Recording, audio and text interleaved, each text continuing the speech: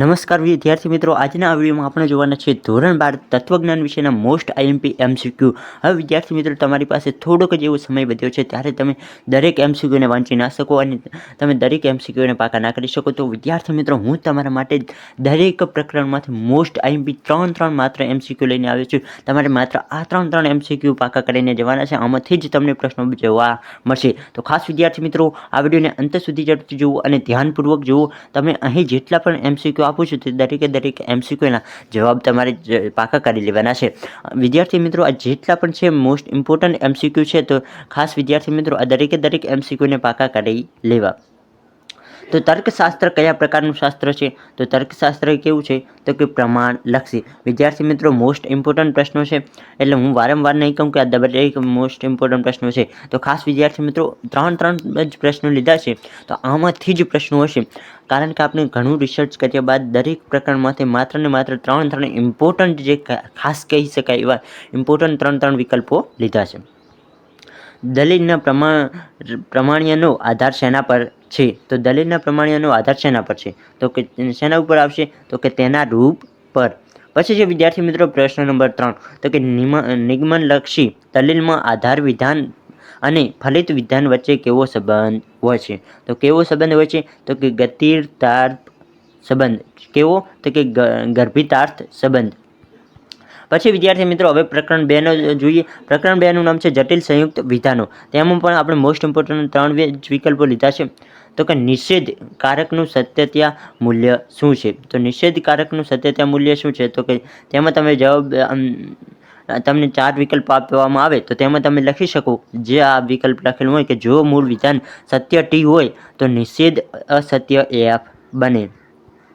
પ્રશ્ન નંબર 2, કે કયા કારકને દ્વિમુખી કારક કહેવાય છે? તો કયા કારકને? તો કે સમુચ્ચય, વિકલ્પ, શરતી અને દ્વિશરતી। કોને? તો કે દ્વિમુખી કારક કોને કહેવામાં આવે? તો કે સમુચ્ચય, વિકલ્પ અને શરતી અને દ્વિશરતીને દ્વિમુખી કારક કહેવામાં આવે છે।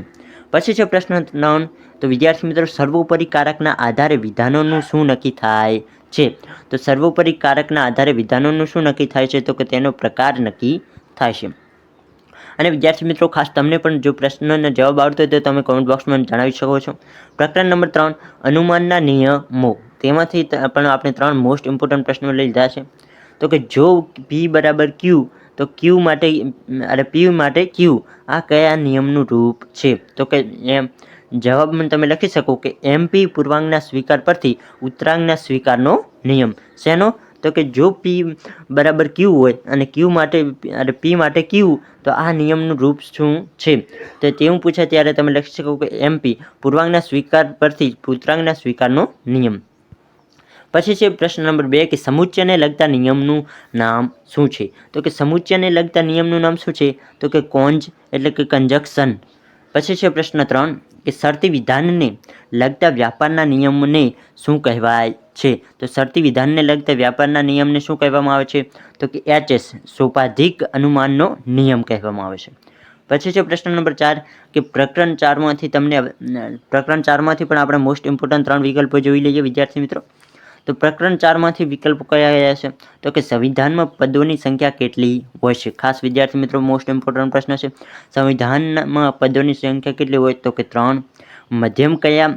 મધ્યપદ કયા વિધાનમાં હોતું નથી? તો કે મધ્યપદ કયામાં હોતું નથી? તો કે ફલિત વિધાનમાં। સંવિધાનની આકૃતિનો આધાર કોના સ્થાન પર છે? તો કે સંવિધાનની જે આકૃતિ છે તેનો આધાર કોના ઉપર હોય છે? તેનો આધાર કોના સ્થાન પર હોય છે? ત્યારે તમે વિદ્યાર્થી મિત્રો જવાબ લખી શકો કે મધ્યપદના સ્થાન પર।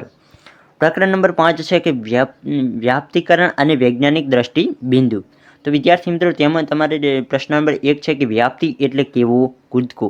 વ્યાપ્તિ એટલે કેવો કૂદકો? તો કે બૌદ્ધિક કૂદકો। પ્રશ્ન 2, વૈજ્ઞાનિક વ્યાપ્તિના કેટલા પ્રકાર છે? તો વૈજ્ઞાનિક વ્યાપ્તિના કેટલા પ્રકાર છે? તો કે 2, કેવળ ગુણના મૂલક અને વૈજ્ઞાનિક। પછી છે પ્રશ્ન 3, વ્યાપ્તિનો પાયો શું છે? તો કે વ્યાપ્તિનો પાયો શું છે? ત્યારે વિદ્યાર્થી મિત્રો તમારે જવાબ લખવાનો રહેશે કે પ્રકૃતિની એક રૂપતા। વ્યાપ્તિનો પાયો શું છે? તો કે પ્રકૃતિની એક રૂપતા। હવે જોઈએ પ્રકરણ નંબર 6માંથી મોસ્ટ ઇમ્પોર્ટન્ટ પ્રશ્નો। ભારતીય તર્કશાસ્ત્રમાં અનુમાન। તો તેમાંથી તે 3 મોસ્ટ ઇમ્પોર્ટન્ટ વિકલ્પો કયા છે? તો કે ન્યાય દર્શનના પ્રણેતા કોણ છે? તો કે ગૌતમ ઋષિ. કોણ આવશે? ગૌતમ ઋષિ. અને ખાસ વિદ્યાર્થી મિત્રો જણાવી દઉં કે જો તમારે આ સંપૂર્ણ જે પણ MCQ છે તેની PDF જોઈતી હોય તો આપની ટેલિગ્રામ ચેનલમાંથી મળી જશે, અથવા ડિસ્ક્રિપ્શનમાં હું આપની ટેલિગ્રામ ચેનલની લિંક આપી દઈશ, ત્યાંથી પણ તમે મેળવી શકશો. તો કે ન્યાય દર્શનના પ્રણેતા કોણ છે? તો કે ન્યાય દર્શનના પ્રણેતા ગૌતમ ઋષિ છે. ખાસ ઇમ્પોર્ટન્ટ પ્રશ્નો છે વિદ્યાર્થી મિત્રો. પર્વત પર અગ્નિ છે કારણ કે ત્યાં ધુમાડો છે.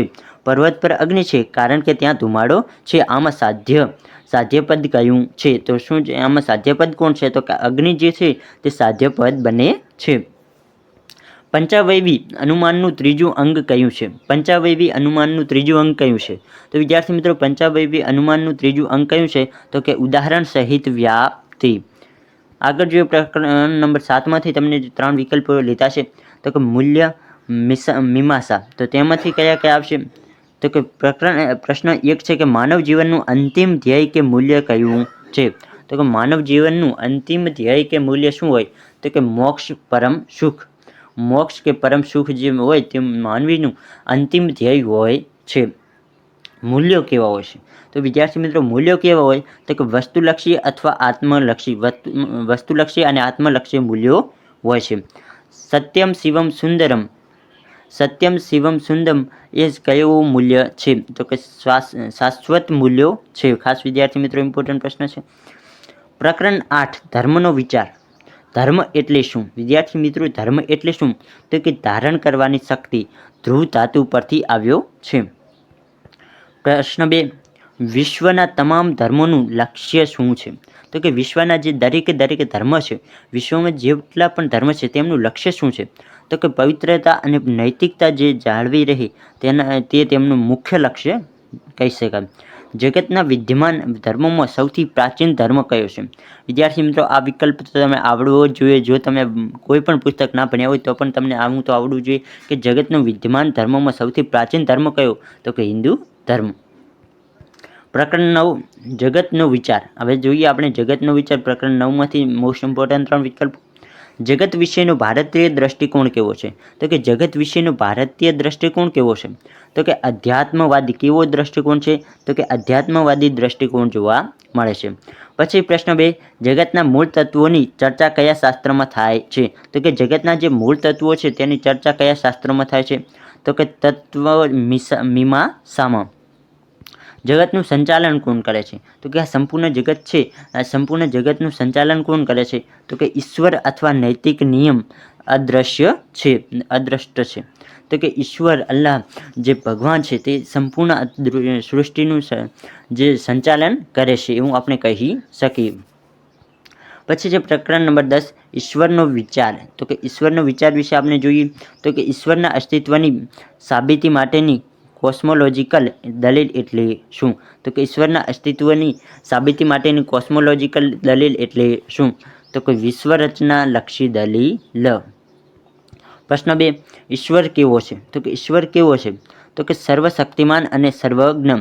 તો કે ઈશ્વર જે ઉપર ભગવાન છે તે કેવા હોય છે? તો કે સર્વશક્તિમાન અને સર્વજ્ઞ હોય છે. ઈશ્વરવાદ અને અનિશ્ચયવાદ વચ્ચેનો મુખ્ય તફાવત શું છે? તો કે ઈશ્વરવાદ અને અનિશ્ચયવાદ વચ્ચે બંને વચ્ચે તફાવત શું છે? તો એ બંને વચ્ચે તફાવત શું છે? તો કે ઈશ્વરના સ્વીકાર કે અસ્વીકારનો તફાવત છે. તો અહીં વિદ્યાર્થી મિત્રો આપણે 10 પ્રકરણમાંથી મોસ્ટ ઇમ્પોર્ટન્ટ 3 વિકલ્પો જોયા જે તમારી ખાસ તત્વજ્ઞાન વિષયમાં પૂછાયેલા બોર્ડ પરીક્ષામાં પૂછાયેલા પ્રશ્નો છે. તો દરેક પ્રશ્નોને એકવાર જરૂરથી વાંચી લેવા. બાકી આજનો વિડીયો પસંદ આવે તો વિડીયોને લાઇક કરો, તમારા દરેક મિત્રો સુધી આ વિડીયોને શેર કરો. ફરી મળીએ કોઈ નવા વિડીયોના નવા ટોપિક સાથે. ત્યાં સુધી આવજો.